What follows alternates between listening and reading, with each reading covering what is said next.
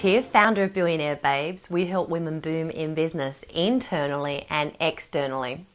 You know, over the years, I used to come from the health and fitness background.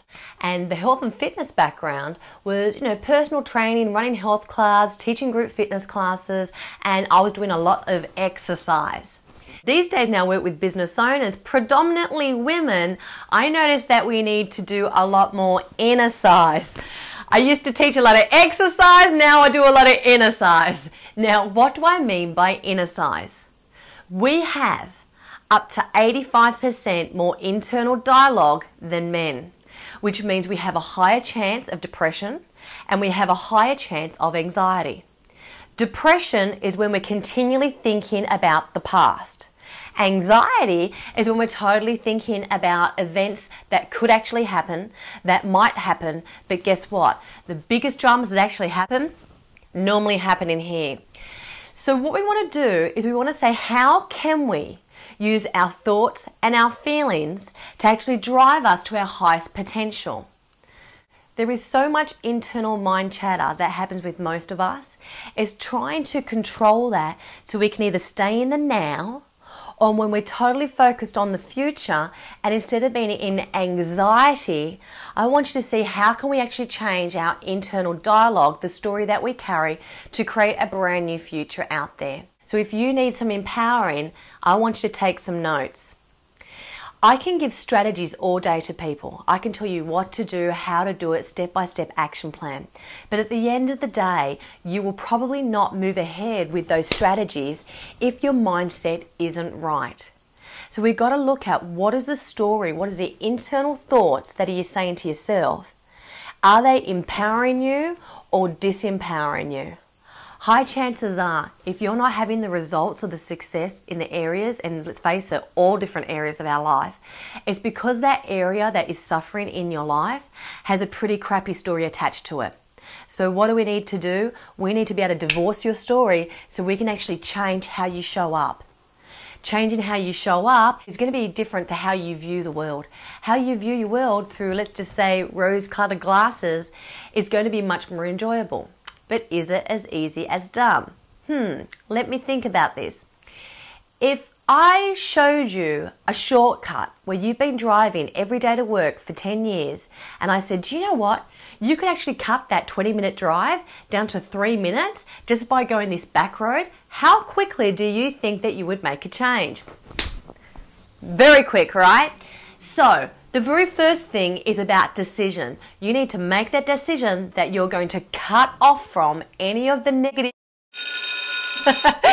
that comes out of your head. Secondly, you want to be able to control your thoughts. Every time you tell yourself some disempowering feedback that is not helping you move towards the future and it has you stuck in your past or has you creating a story that hasn't even happened yet, I want you to be aware of pulling yourself up. Now, another tip I can give you is actually writing. A writing exercise is absolutely fantastic if you've got a lot of internal dialogue, because you're going to get it all out on paper, and the wonderful thing is it's like you have just aired out the laundry and you're not carrying half that weight around. So a tip would be, why don't you start getting a diary? The diary could be that you could air out all your crap, but at the end of the night I want you to write down what are 3 fabulous things that happened in the day. Now, some days it might be harder than others, let's be honest. How can you find good in that day though? About 7 years ago now, my father passed away, and I've been taking diaries and writing 3 great things for the last 11 years. And I tell you what, that day stretched me. However, what I did was, instead of carrying the weight and the burden to help me get through my grieving quicker, I started to look at what are some positive things that happened for the day. And you know, the wonderful thing is, there were some beautiful connections that happened that day. It brought myself, my sisters and my family closer together. I got to actually speak my voice at my father's funeral.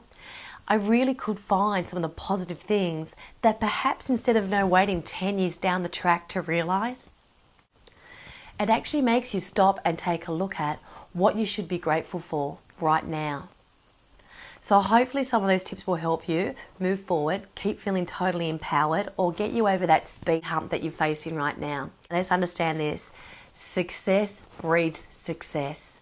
You need to work on one area of your life to be able to get to that next level. How often do you actually spend time working on yourself? But quality work. Grab a diary, air out your stuff, and then make sure at the end of every day, I want you to write down 3 points of good things, little wins, extra things that you're proud of, something that you stepped up to do. Doesn't matter what it is, but find gratitude and beauty in everything that you do, and every day will be a great day. My name's Netty'D from Billionaire Babes. If this resonates with you, please share your comments. I'd love to hear how it can help you. And also share it with a girlfriend. There's many of us out there suffering from internal traumas, and let's share the love. Until next time, I'll see you soon. Bye-bye.